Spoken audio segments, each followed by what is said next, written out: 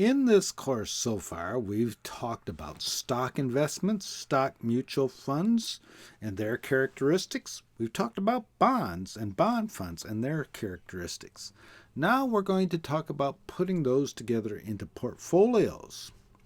There are many different portfolios that a financial advisor can put together. They could put it together a retirement portfolio for an individual.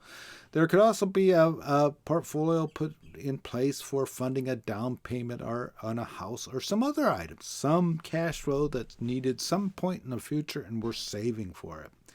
We could also be building funds for assets for use in a venture that we might have in the future, or just simply as a safety valve in case something happens in the future. We are going to focus primarily for the next while on retirement, and retirement portfolios.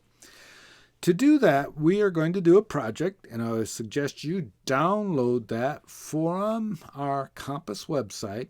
You are going to develop a retirement portfolio for yourself.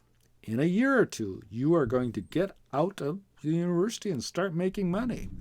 And you should, and let me say this, should begin immediately saving for your retirement, which will most likely be sometime in the 40 years in the future.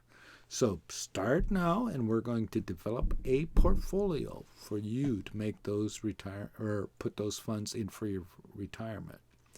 Couple keys about a retirement portfolio: diversification is key.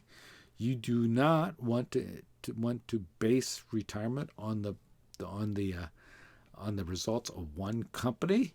You want diversification, and that is in particular true if you're managing someone else's money. You do not want to put an individual person at risk for one company's result. And if you work for an investment company, it's doubtful that they would allow you to do that. There's a long time investment time profile that has advantages. We can use that time profile to act as diversification in and of itself. And also there are important tax implications to retirement portfolios.